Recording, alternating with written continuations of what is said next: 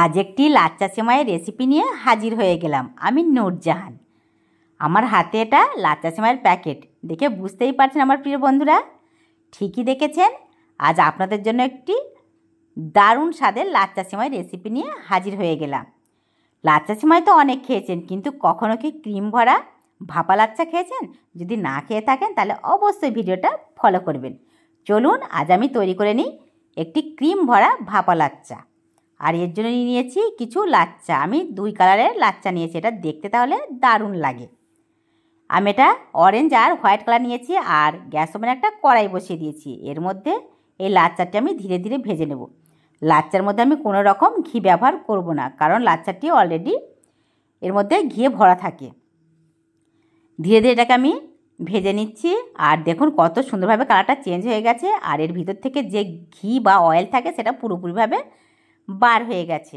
এটাকে আমি নামিয়ে ঠান্ডা করতে দিয়েছি। আর বসিয়ে দিয়েছি একটা কেক প্যান। এর মধ্যে দিয়ে দেব আমি চিনি। আমি হাফ বাটি মতো চিনি দিয়েছি, আর 2 চামচ মতো জল ব্যবহার করব। আর এটাকে একটা ক্যারামেল তৈরি করে নেব। দেখে নিশ্চয়ই অবাক হচ্ছেন আমার বন্ধুরা যে এটা আবার কোন রেসিপি, হয়তো কখনোই খেয়ে দেখেননি, কিন্তু যদি একবার খেয়ে দেখেন আশা করব কখনোই ভুলতে পারবেন না।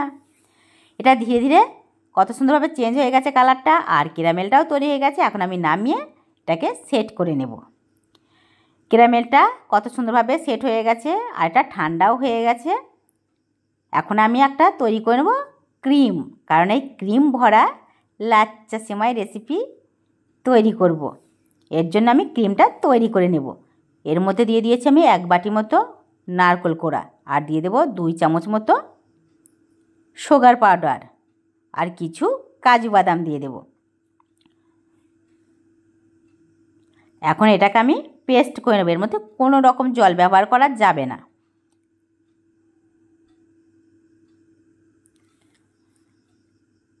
এটা আমি পেস্ট করে নিয়েছি। এখন একটা কাঁচের বোলের মধ্যে আমি ধীরে ধীরে ঢেলে নিচ্ছি। এই ক্রিমটা এখনও পর্যন্ত তৈরি হয়নি।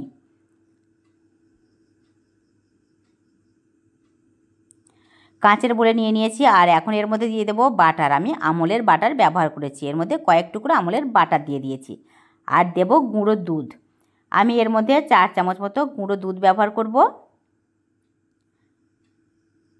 এই ক্রিমটা কিন্তু দারুণ লাগে। এই লাচ্চা সেমাইয়ের ভিতর যখন ক্রিমটা থাকবে আর মুখে পড়লে অসাধারণ লাগবে। ভীষণই মজাদার স্বাদের এই ক্রিম ভরা ভাপা লাচ্চা। এটাকে আমি 1 থেকে 2 মিনিট মতো ফাটিয়ে নিয়েছি হ্যান্ড বিটারের সাহায্যে। আর একটা দারুণ ক্রিম তৈরি হয়ে গেছে। দেখুন কি সুন্দর এই ক্রিমটা লাগছে। যখন এটা মুখে পড়বে তখন কিন্তু দুর্দান্ত লাগবে। আমি যে সিমাইটা ভেজে রেখেছিলাম লাচ্চা সিমাইটি, সেটা কিন্তু ঠান্ডা করে নিয়েছি। আর ধীরে ধীরে হাতের সাহায্যে ভেঙে নিচ্ছি। এটা একদমই গুঁড়ো করে নিতে হবে। এটা আমি কত সুন্দরভাবে গুঁড়ো করে নিয়েছি। এখন নিয়ে নেব আমি কেক প্যান, যেটার মধ্যে আমি ক্যারামেল তৈরি করে রেখেছি। আর দেখুন এটা কত সুন্দরভাবে সেট হয়ে গেছে। আর কালারটাও কিন্তু ভীষণ ভালো লাগছে। এর মধ্যে আমি অর্ধেকটা দিয়ে দেবো লাচ্চা সেমাই। আমি ধীরে ধীরে লাচ্চা সেমাইটি অর্ধেকটা এর মধ্যে দিয়ে দিচ্ছি। অর্ধেকটা দিয়ে আমি এর ক্যারামেলটার উপরে ভালোভাবে এটাকে সেট করে নিচ্ছি। আর বাকি যে অর্ধেকটা আছে সেটা আমি পরে দিয়ে দেব। এটা ধীরে ধীরে এর মধ্যে সেট করে নিতে হবে। আমি এটা ধীরে ধীরে সেট করে নিচ্ছি। কাছে এবং দূরের যে সকল বন্ধুরা আমার ভিডিওটা দেখছেন, ভালো লাগলে লাইক কমেন্ট শেয়ার করতে ভুলবেন না। আর যদি নতুন বন্ধুরা হয়ে থাকেন তাহলে অবশ্যই আমার চ্যানেলটিকে সাবস্ক্রাইব করার পাশে থাকবেন। আর আমার ভিডিওগুলো কেমন লাগছে সেটা কমেন্ট করে জানাতে ভুলবেন না। এখন যে ক্রিমটা আমি রেখেছিলাম সেটা ধীরে ধীরে এই লাচ্চা সেমাইয়ের ওপরে আমি দিয়ে দেব। আর যখন এই ক্রিমটা ব্যবহার করতে হবে তখন কিন্তু খুবই সাবধানে ধীরে ধীরে ব্যবহার করতে হবে। আর তা না হলে নিচে যে লাচ্চাগুলো দিয়েছি সেগুলো সব উঠে চলে আসবে।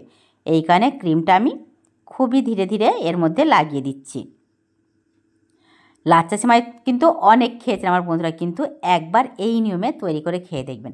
আশা করব যদি এই নিয়মে খেয়ে দেখেন তাহলে সব সময় কিন্তু এই রেসিপিটাই তৈরি করতে থাকবেন। আমি ধীরে ধীরে এই ক্রিমটি এই লাচ্চা সেমাইয়ের ওপরে ভালোভাবে সেট করে দিচ্ছি।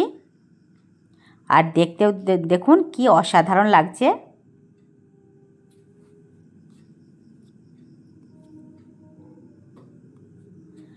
এখন এর মধ্যে আমি কিছুটা পরিমাণে লাচ্চা সেমাই আবারও হাতে করে দিয়ে দিয়েছি, খুবই অল্প পরিমাণে দিয়েছি। আর এর উপরে দিয়ে দেবো কিচমিচ, কিছু কিচমিচ রেখেছিলাম সেগুলো ধীরে ধীরে এর মধ্যে দিয়ে দিচ্ছি। আর কিচমিচটা দেওয়া হয়ে গেলে বাকি যেটা সেমাই আছে সেগুলো আমি এর মধ্যে দিয়ে দেব। বাকি সেমাইটা আমি হাতের সাহায্যে দেব, কারণ এটা আমি ঢাকা দিয়ে দেব এই সেমাইয়ের সাহায্যে, সেই জন্য আমি ধীরে ধীরে হালকা করে এর মধ্যে দিয়ে দিচ্ছি।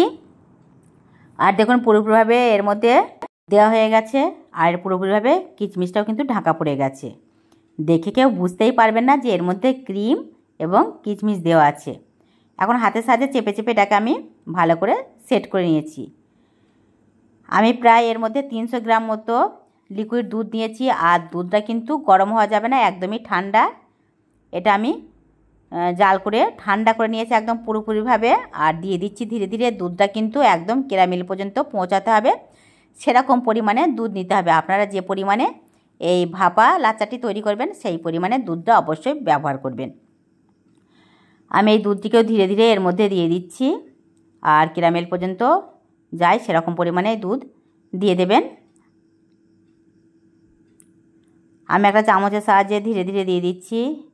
চারি সাইড দিয়ে আমি বেশি পরিমাণে দিয়েছি, আর উপর দিয়ে হালকা হালকা করে দিয়েছি, কারণ উপরে খুব একটা পরিমাণে দুধ লাগে না, এটা চারি সাইডে দিতে হবে, কারণ এটা ভাপে হবে, সেই কারণে।